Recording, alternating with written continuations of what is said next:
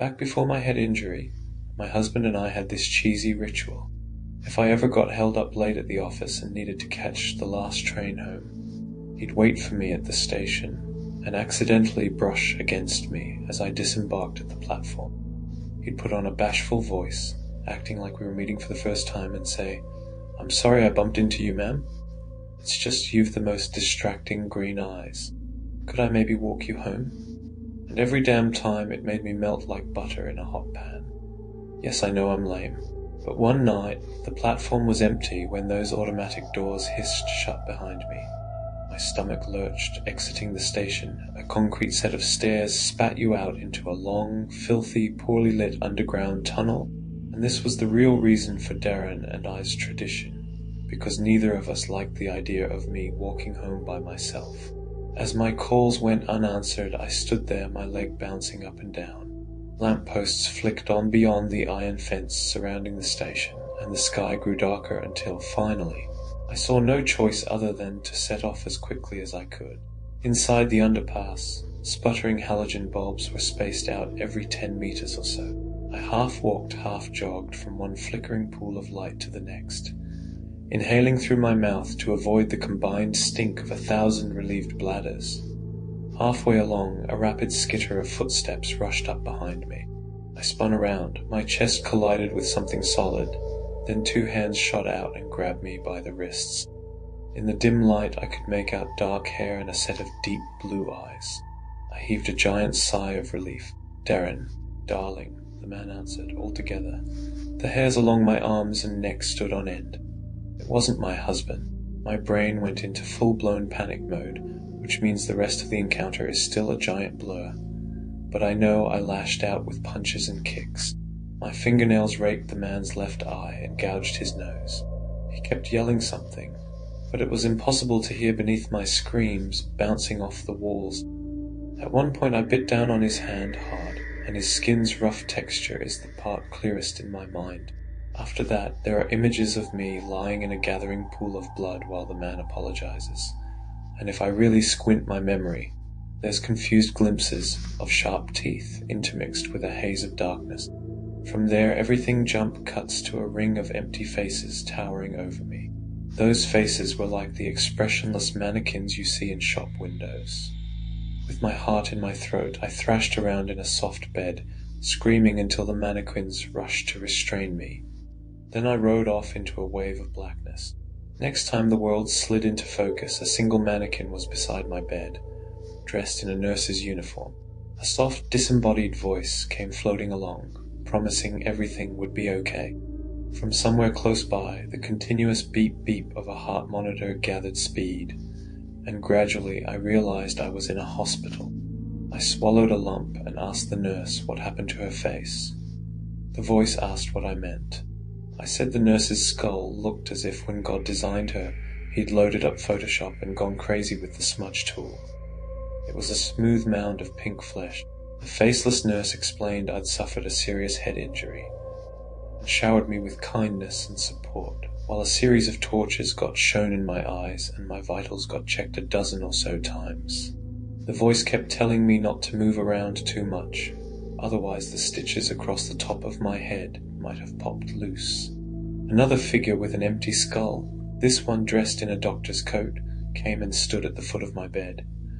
And that's when I first heard the term prosopagnosia, also known as face blindness. The condition can result from a traumatic brain injury. What followed was a flurry of activity. Darren, who I only recognized by his haircut and voice, was allowed to sit with me. I squeezed his hand throughout the onslaught of tears and endless visits from neurologists. On his way to the station the night of the attack, Darren had seen a newly licensed teen driver slam on their brakes way too late to stop at a red light. An old lady got sent careening into the air, and Darren called for an ambulance while he applied pressure to the poor woman's chest to keep her from bleeding out. That was the reason he missed my calls. A woman named Tracy and her German Shepherd Buster were drawn to the tunnel by my screams. Tracy sicked Buster on my attacker, who bolted off in the direction of the station, covered in my blood. Both Tracy and Buster visited me at the hospital, and we posed for a photo which made the front page of the local newspaper. The story about a hero dog included a blurb about my condition, even though we specifically asked the reporter not to include it. 2 police officers, who I could only distinguish by their difference in height, questioned me about my attacker. Judging by their irritated voices, they'd hoped to learn more than his hair looked sorta like Darren's. Although it took days of interrogation, I convinced Darren to reveal what else authorities knew about the man. It turned out, after Buster chased him to the platform, the bastard took off running along the curved track. Tracy called the police who went after him, flashlights in hand, but only discovered a discarded backpack a quarter-mile north. So far as anybody could tell, my attacker dropped it, climbing a fence to escape into the loading bay of a warehouse. Inside the pack they found creep shots of me, along with journal entries and love letters filled with strange details about our supposed relationship. The officers said he might have been stalking me for as long as half a year, living out a fantasy in which we were husband and wife. Their promises they'd have him in custody soon rang a little hollow. In the weeks I spent confined to the ward, I got a crash course in how difficult life with prosopagnosia really is. Dressed in their identical hospital gowns, my fellow patients were impossible to tell apart unless they had a unique feature, like green nail polish. And I suffered a mild panic attack every time somebody in my inner circle changed their hairstyle or bought a new outfit.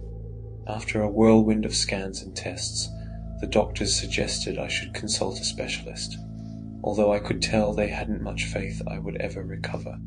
Good thing I never wanted to be a police sketch artist, because some of the creep shots were taken from the back garden. Darren and I moved to a new house on the opposite side of town. Anytime I caught a glimpse of my reflection, my pulse launched into the stratosphere, so I insisted we not keep any mirrors. Early one morning, a fortnight later, a stranger with a profile matching my attacker's knocked on the front door. I'd already grabbed a vase that sat on a nearby side table when, in a silly voice, Darren said he was sorry to bother me, but that I had the most beautiful eyes he'd ever seen and presented me with a bouquet of roses. He was teasing me again, playing make-believe like old times. Now on the verge of a heart attack, I told him I needed to sit. He apologized 1,000 times. I told him it was okay, but that I'd prefer we never did that silly role-play game ever again. He of course agreed. In the weeks that followed, my confidence in my ability to read people swelled. Everybody had a tell, be it a tendency to wear noisy jewelry, or a compulsive habit of scratching their ear. In time I adapted to this new way of seeing or not seeing the world. Until tonight, there we were, watching Rick and Morty in the bedroom. I'd never liked cartoons before, but since the Diagnosis live-action stuff had become tricky to follow, so I gravitated towards anything with bright colors and distinct patterns. Afterwards, as I lay facing the wall and scrolling through Reddit, Darren pulled on his navy robe and shuffled off downstairs to use the bathroom.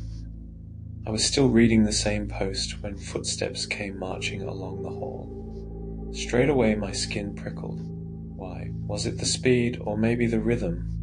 As the door creaked open, I glanced over at Darren, still in his robe. By the time he crossed the room and slid in next to me, my spine was slicked with sweat. I could still smell the woody scent of his cologne, so what set off the alarm bells in my mind? As an arm reached out and coiled around my stomach, my heart thrashed against my chest. At the corner of my eye, a blank face stared straight at me, silent and unmoving. The way that rough hand probed my stomach and the taste of those foul breaths, it all evoked memories of the tunnel. I rolled toward the wall, suddenly trapped beneath the hot cavern of bedclothes, and that brings us to now. I can't tell if I'm being paranoid or if the figure beside me is my stalker posing as my husband. If it is my stalker, he must have learned about my condition from the article, and is living out his fantasy. I'm afraid what might happen if I run or call the police. I'm not even letting myself think about what happened to Darren. But it could also be I'm freaking out over nothing like before. There's no way to be sure without making it obvious I'm suspicious. So I'm just gonna lie here pretending to browse Reddit and till whoever's beside me's breaths fall into a slow rhythmic pattern. Then I'll slip away as quietly as I can, so if you don't hear from me again, you'll know my instincts were correct. Wish me luck.